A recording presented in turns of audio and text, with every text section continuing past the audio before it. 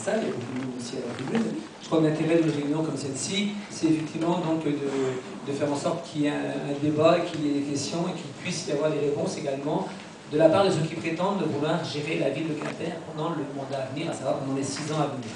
Alors plutôt que de donner des réponses a priori, donc je vous dis, je préfère répondre à vos questions et peut-être aussi fixer un certain nombre de principes. Je crois qu'une politique culturelle, d'abord, c'est une interrogation. Quelle que soit l'équipe qui va devoir gérer la ville, les réponses ne sont pas des réponses simplement en dur, du style on va construire une salle de 5000 places, on va construire une salle pour les musiques actuelles ou autre chose. Les réponses, donc, ce que j'appelle le dur, ce sont des réponses qui doivent correspondre à une volonté, à un véritable projet. Et dans un projet culturel, à mon avis, ce qui compte, c'est se poser la question pour qui un projet culturel et pourquoi faire. Si on ne se pose pas ces questions-là, on a de fortes chances de tomber à côté donc, des solutions ou de trouver des solutions qui ne correspondent pas. Alors on peut tomber dans le pur commercial quand on dit simplement pourquoi, s'il s'agit d'amuser une ville et donc de la rendre animée, ce qui est en soi un projet important. C'est vrai qu'aujourd'hui, on peut très bien faire dans le commercial, hein, présenter des spectacles, présenter de l'animation, qu'elle soit théâtrale, musicale ou donc autour du cinéma. Bon, ça peut être une réponse. Nous, on considère que la culture, c'est autre chose. La culture, si elle permet aux gens donc, de passer du temps et donc d'avoir du loisir, la culture aussi doit, pour chacun d'entre nous, être un moment de recherche, un moment donc de recherche d'autonomie, de recherche d'instruction, de connaissances, mais aussi d'expression pour chacun d'entre nous de toutes les formes d'essayisme que l'on a. Savoir certains ont des volontés, ont des envies donc, de créer dans le domaine de la musique, d'autres c'est dans le domaine de la peinture, d'autres c'est dans le domaine théâtral. Je crois que la politique culturelle, c'est ce que nous on essaie de voir hein, à Quimper l'écologie à gauche, c'est bien de donner à chacun la possibilité d'exprimer cette manière donc, de créer et de vouloir donc s'exprimer.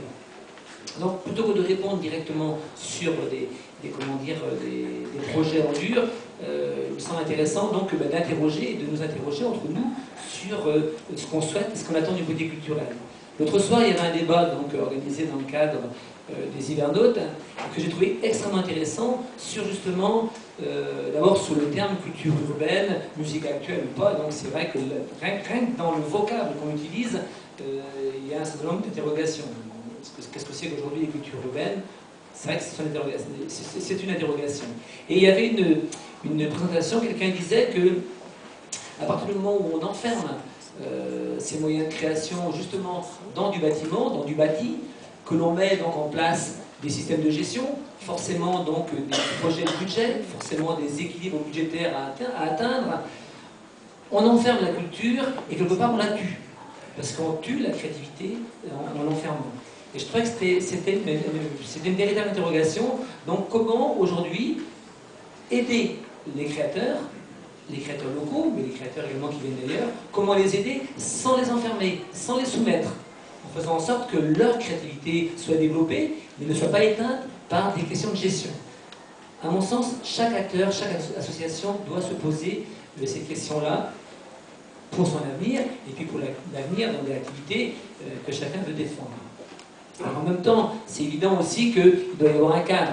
Et le cadre, il sert malgré tout, dans une politique culturelle, il sert aussi à se fixer des budgets et à savoir un peu comment une collectivité va aider à mettre en place ces moyens d'expression.